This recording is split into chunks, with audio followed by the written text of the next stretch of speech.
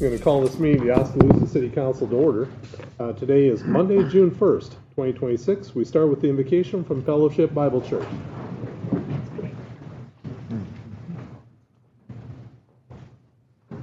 Pastor Sean from Fellowship Bible Church, if you would, just pray with me. Lord, James says, if any of you lacks wisdom, let him ask God, who gives generously to all without reproach, and will be given to him. But let him ask in faith. Lord, right now we just ask for wisdom, for discernment, Lord. Lord, as we all have to interact with people throughout our lives, Lord, I just pray that we handle with kindness and gentleness. Holy Spirit, I just pray for wisdom for each one of the individuals in here, in their respective fields, Lord. We are lowly people that need your help.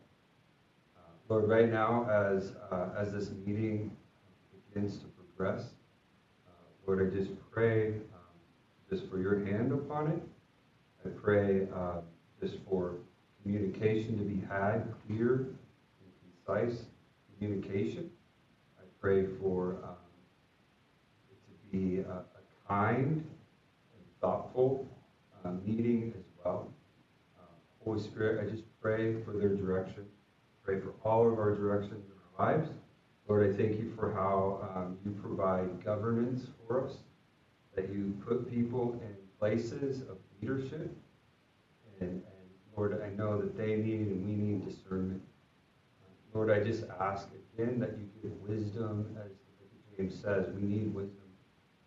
We need understanding. We need to be able to offer the correct path in the way that we should live. Holy Spirit, guide us. Be with this meeting. Be present. It's in your name. Amen. Thank you, Pastor. Would you join me in the Pledge of Allegiance? I pledge allegiance to the flag of the United States of America and to the republic for which it stands, one nation, under God, indivisible, with liberty and justice for all. Roll call, please. Drost, Here. Hermsen, Holmberg, Ibrahim, Here. Sword, Here. Almond, Caliguri. Here. Okay. First item up is the opportunity for community comments. This item is reserved to receive comments from the community for concerns whether or not they're included in the current agenda. Community is encouraged to speak before the mayor and city council, asked to keep statements brief, time limited to no more than 3 minutes. Any questions are to be asked of the city staff, council members, or the mayor prior to speaking to the full council, so that way concerns can be properly researched and perhaps answered away from the meeting.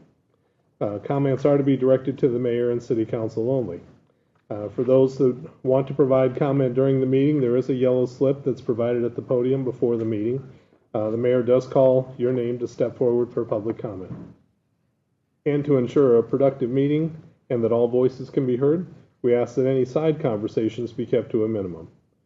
Thank you for helping us maintain a quiet atmosphere so everyone in the meeting can follow the discussion.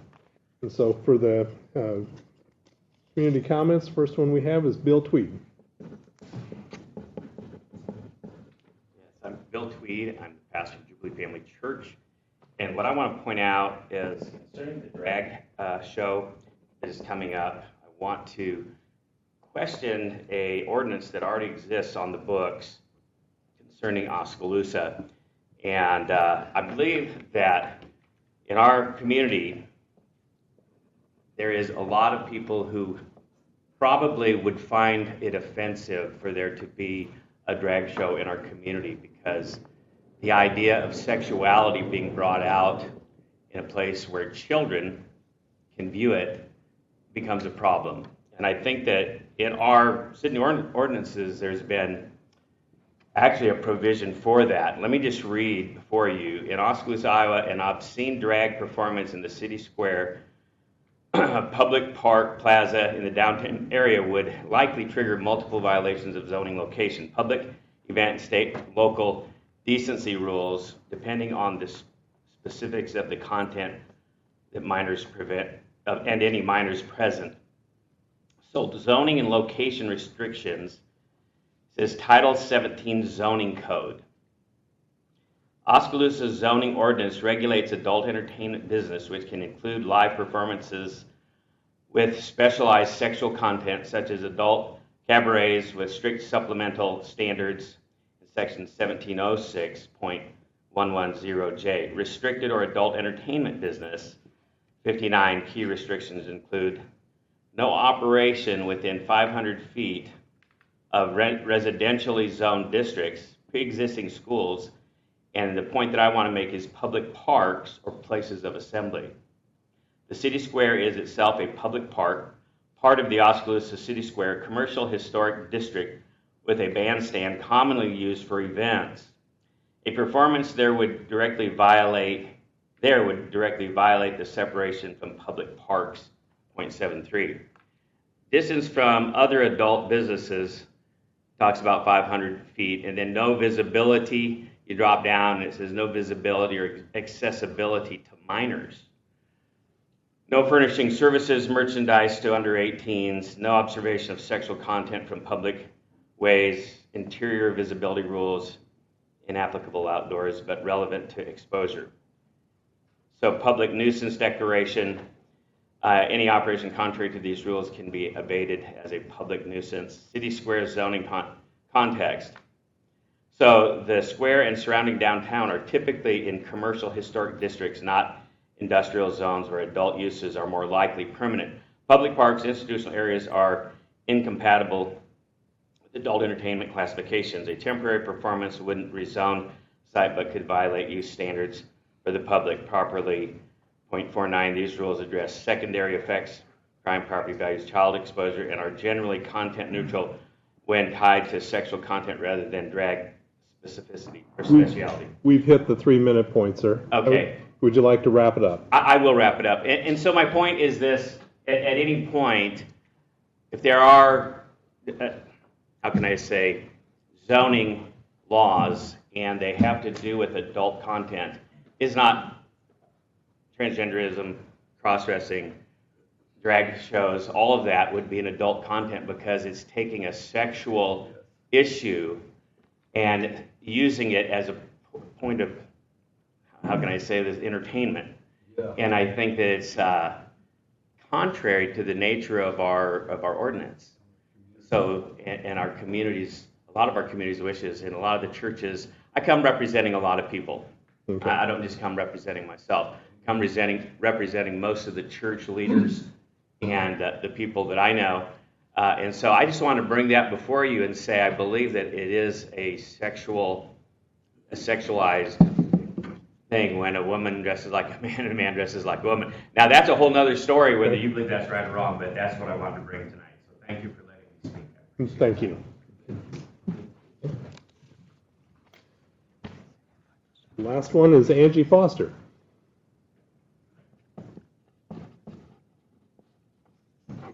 Good evening, Angie Foster, 2288 Lynn Avenue. I'm here on behalf of Mahaska Chamber and Oskaloosa Main Street. Wanted to let you know that we had our first Friday After 5 this past weekend. Had a great crowd. The weather was perfect. Lots of people and family in the park. Wanted to invite everyone to our second Friday After 5 on this Friday, June 5th, along with the following Friday, the 12th, which will be our all alumni reunion. So that'll happen Friday night, and then we'll have our Art on the Square on June 13th. Again, we are going to have our second annual puppet parade. So Brant Bowman is going to head that for us, and this year's theme is Out of This World. You can probably see some of the artwork on the business windows that are happening right now, so keep that in mind. And if you're able to volunteer, we would love to have you. Thank you.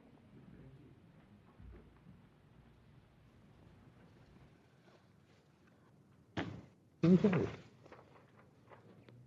Next on our agenda is the opportunity to consider the consent agenda.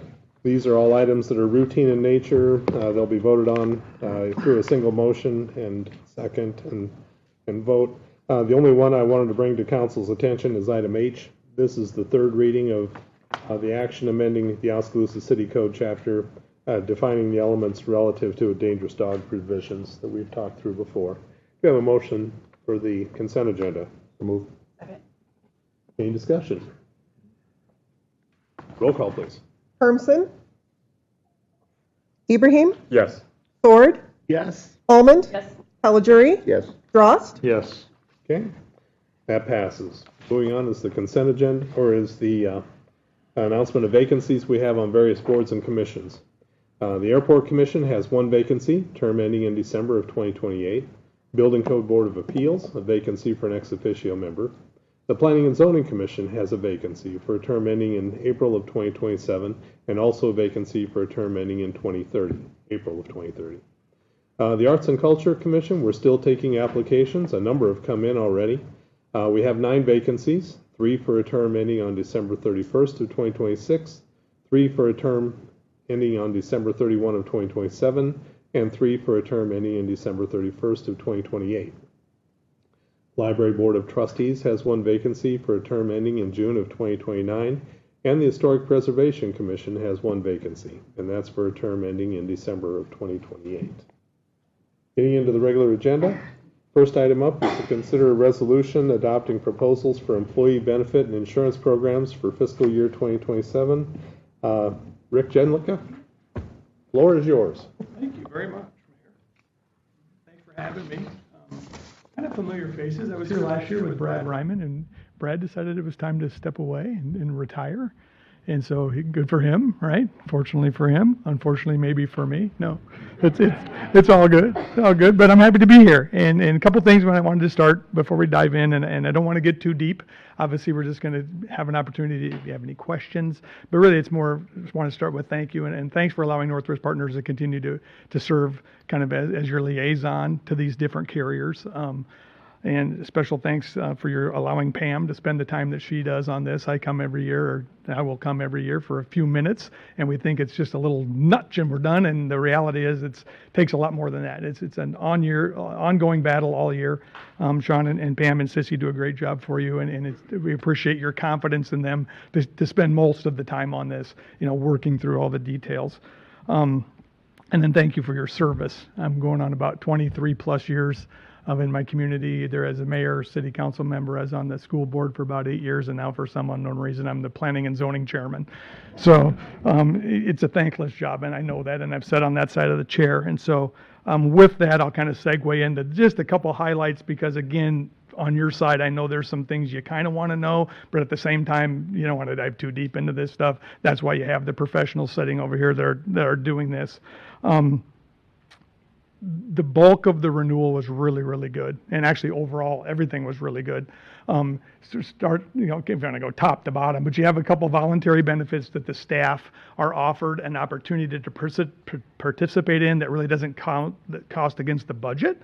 Okay, the dental plan is renewing with no change. We did take a long look at the vision plan this year, and actually are going to make a change to the vision product with your approval to leave a company called Avisus Vision. We're going to move to Delta's vision product and actually provide richer benefits for less money for the staff. So that's a win across the board. Anytime we can do that, we want to do that. Your voluntary and term life products that you offer your staff, no changes to the cost for the upcoming renewal. The flexible spending account had no change. Again, that is an administrative fee that's budgeted. The bulk of the dollars for that are payroll deducted out of the employees' checks. Doesn't cost the staff anything to have that benefit. Then you have your COBRA and HIPAA administration, slight increase on the HIPAA compliance stuff, but looking on a total of $250 annually in your budget, it's about this big. And then what we're here to talk about, as we do every year, is the medical plan. Okay, so you're running about 5.67%, or the projected adjustment is about 5.67%. Decided again to stay with Blue Cross Blue Shield. We think they've done an outstanding job for the city for a number of years, and I would contest to that overall from our company standpoint. They just do a great job. 5.67%. Remember, they're not telling you what your premiums are. You're a self-funded health insurance policy. So they're giving you a projection on what they think the claims volumes are going to be. There is a fixed cost from the administrative side, and then they're giving us a range of numbers that they think you need to budget for. So unlike a fully insured plan where they say every month, this is how much the single premium is, they're saying you need to determine that based on some of the data that we provide you.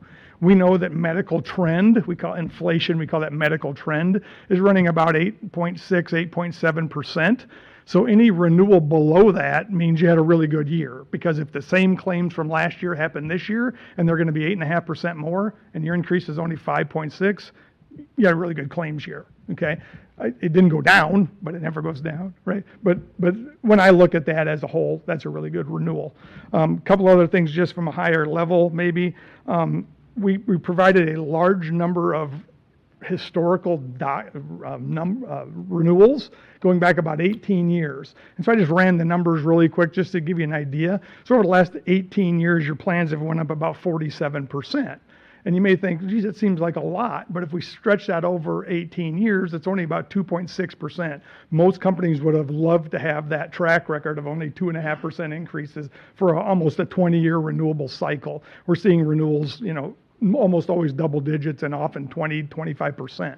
So the city's doing some really good things to control cost, okay? And the members are taking advantage of the plan when they need to, but not overusing. So that's a good thing. You have about 113 belly buttons on your product. I thought that might be fun for you to know when you're walking the streets, right? So 40% of that 113 are people that work for you, your staff members. Okay, about 39% of that are dependent children under 18, and about 21% are spouses. So the majority of people that are on your plan, just by a little bit, but the majority are your staff, and that should be the goal, where we want to provide our staff high quality coverage. So that's good. The largest age group of that group is age 5 to 18 years old. Smallest age group is 65 plus. I think you have one person that's still taking advantage of your health plan that's over 65. And then those of us that have a little grayer hair and been around for a long time know what happens as we get older. Okay, and I'm not picking on anybody, but the reality is the largest claim volume was that 65 plus number, just because as we get older, claims escalate a little bit. One thing you should know, in case somebody asks you on the street, is you did transfer from what we referred to as a grandfathered health plan to a non-grandfathered health plan. That's something we talked about the last couple years, and we kind of took, I don't want to say a leap of faith, but that is a change to move to now a non-grandfathered plan. Advantages that come with that: broader coverage, more preventative care at no cost to the staff and their dependents and spouses, immunizations at no cost, trying to provide ways for staff to receive some care that they need to have recurring at little to no cost is a win. Small adjustment to projected costs because of that, right? Blue Cross is taking on more costs now when somebody gets their physical, so they had to tell you to bump your claims a little bit, but less than 1%. So we really thought that overall that was a win for the staff. Okay, and then I mentioned the moving to the new vision plan, and then we've already, Sean and Pam and I already talked about getting together again this fall, sometime probably October, and looking at plan design. You've had two really good health insurance policies for a long time. We've never really looked at, are there other plans out there? What's going on in the industry? Okay, so high deductible health plans with health savings accounts, that conversation came up. So we're going to have that conversation this fall and probably look to maybe incorporate something like that next year. Okay, so that's kind of my little 2-minute spiel. Maybe it was longer than that if you watch clocking me, but should be okay. So I'm here for questions, whatever you have. If you don't have anything, again, we appreciate everything, and we'll talk soon. Obviously, I'll be talking to Pam probably yet this week, but.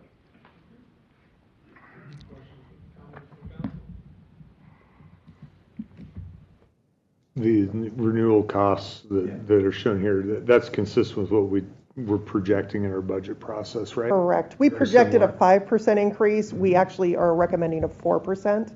So it's going to save us a little bit. Thank you. Right. And from a budgeting standpoint, done an unbelievable job of building up a reserve over the years. So there's a nice chunk of money sitting there in the event that we have an unfortunate year down the road. You're going to have protection for that. So, yeah, good question. Anything else? Okay. Doesn't look like it. Thanks Thank you again. very Good much. to see everybody. You bet. Pam, let me know if you need anything else. Sure will. Thank you. Do we have a motion of support for the package that's presented? I move. Second. Okay, any discussion? Roll call, please. Ibrahim? Yes. Sword? Yes. Holman? Yes. Caligiuri? Yes. Drost? Yes. Hermson? Okay, that passes. Item B, this is an ordinance amending the Oskaloosa Municipal Code, Section 15.12020, having to do with the National Electrical Code being adopted. Effective July 1 of 2025, the state of Iowa adopted NEC 2023 edition as the minimum standard statewide. Cities cannot enforce codes that are less stringent than the state-mandated NEC and have a 1-year period to comply with it. Oskaloosa historically follows the state electrical code as adopted. So to eliminate the need to keep on voting on this every 3 years, This ordinance has language in it that would automatically adopt the NEC edition currently in effect. So basically, whatever the state does, we fall in line. This is the second reading. Do I have a motion of support? So moved. Second. Any discussion on it? Roll call, please. Sword, Yes. Almond. Yes. Caligiuri, Yes. Drost, Yes. Hermson, Ibrahim, Yes. Okay, that passes. Item C, this is an ordinance to amend Chapter 10.48 having to do with parking regulations. Staff is recommending an ordinance adding First Avenue West on the north side from South D Street to the railroad tracks. It's 600 feet west of South D Street. Council approved the improvements to this segment of roadway that are going to be performed by Industrial Development LLC. That was back in March of 2026. And the new roadway design doesn't allow for parking in this location. So the south side of the road has angled parking. It's already allowable by city code. Do we have a motion of support for this second reading? Move. Second. Okay, any discussion on it? Roll call, please. Almond, Yes. Caligiuri, Yes. Drost, Yes. Hermson, Holmberg, or Ibrahim, Yes. Sword, Yes. Okay, that passes. Item D, this is to consider amending Oskaloosa City Code Section 12.44060A. This has to do with the designated park areas in the city of Oskaloosa. And so this ordinance speaks to the closing hours for areas designated as Oskaloosa City Parks and to govern the orderly use of them. Concerns have been raised by residents as to after-hours use of activities at the areas that have been developed on the formerly designated city alleyways for public recreation use and activities that are known commonly as the alley that's west of the city square and south of Smoky Row, Trolley Place, which is lying west of Tasso's Restaurant, and also the city-owned property known as the Oskaloosa State Park. And so to help regulate and govern the orderly use of these areas, it's proposed that these be designated as city park areas within the ambit of Chapter 12.44 of the Code. Second reading, do we have a motion of support? So moved. Okay, any discussion on this? Roll call, please. Caligiuri, Yes. Drost, Yes. Hermson, Ibrahim, Yes. Sword, Yes. Almond, Yes. Okay, that passes. That gets us to the end of the agenda. Reports from city staff. City manager's not here tonight. City clerk. The Iowa League of Cities is holding a webinar tomorrow to that are part of the most recent legislation, and I hope to have good notes for everybody after that webinar. Good. Very good. Okay. City attorney, anything? I would have nothing, thank you. Okay. Moving on down the line for council members. Andy Holmberg. Yeah. Andy's got a whole bunch to say. Not now. Oh, fine, be that way. Abu, how about you? Not much voting tomorrow. Get out. Okay. Rhonda? I would just echo that. Please get out and vote. It's one thing that my father always said that you could do, and then you can't complain if you don't. Okay. No, sir, thank you. Okay. Andy? In all seriousness, we talked about short meetings every now and then, and I better watch it. You guys won't want me coming back.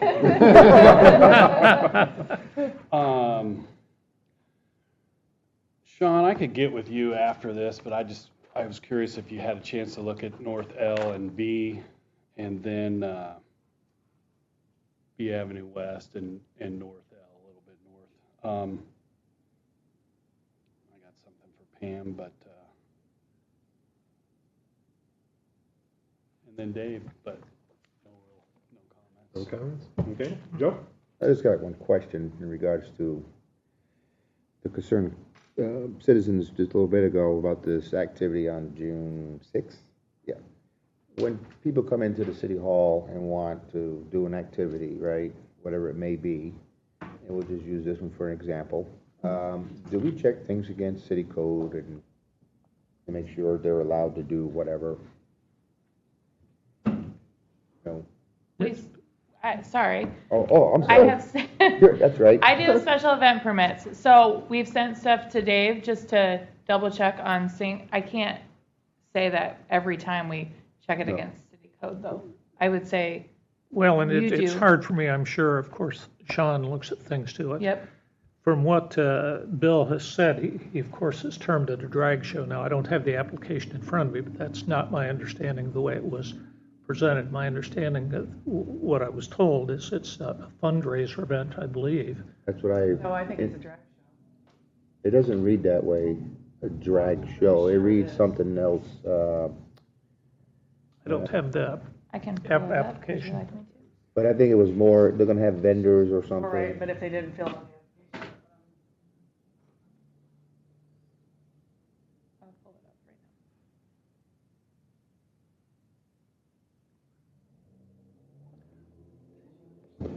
If I could, Sean? Mr. I Mayor. haven't seen it, if I'm While being they're looking honest. for that, I'm the city zoning administrator, and the chapter that he was referencing was the city zoning code. So my plan is to go back and look at the adult use section of the code.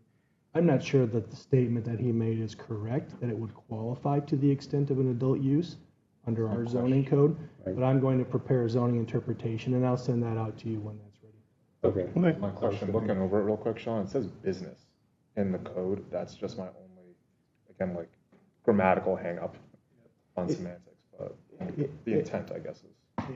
And I would think too, by the way, if something should take place that would violate the statutes, I would assume Ben would keep a close eye on it and obviously pull the plug on it quickly if something, if it were to cross the line into something that would be violative of city ordinances. Okay. So when we first got the application, it was just for Pride on the Square. Yeah. So he did reach out, the person who submitted it did reach back out and submitted a second application for the drag show. It reads drag show. Yeah, It is a drag, I'm 100% positive. Because I remember the first one you just said, Pride on the Square. I saw that. Right. Yep, and then he did submit a second one sponsoring a drag show on a stage set up on First Street South.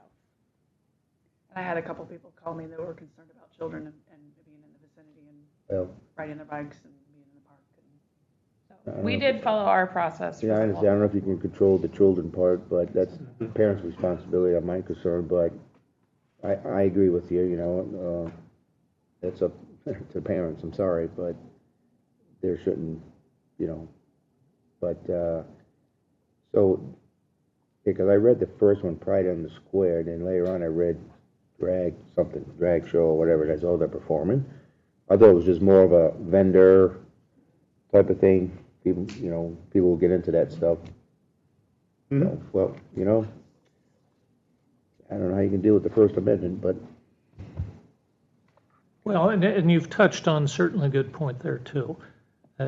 Number one, obviously, there are First Amendment rights. Number two, this city always has an issue if we allow some group to do something. You know, we can't legitimately deny someone else simply because we may not approve of what they're doing. Now, once again, if it's something does cross the line right. and violate city ordinances, I would certainly expect the police to step in and put a stop to any activities crossing the line. I guess we need to figure out if the city, that violates the city code, and then if it does, then we'll need to have it, they can move it somewhere other than. Yeah, I agree. Sounds That's it. reasonable. Yeah. Just cross the T's, dot the I's, how do they say it? Yeah. Gavin? Nothing. Okay. And I have nothing else to add at this point either. Absolutely, vote tomorrow if you haven't already. Do I have a motion to adjourn? So moved. Second. Okay, all in favor say aye. Aye. We're adjourned. I'll make the assumption.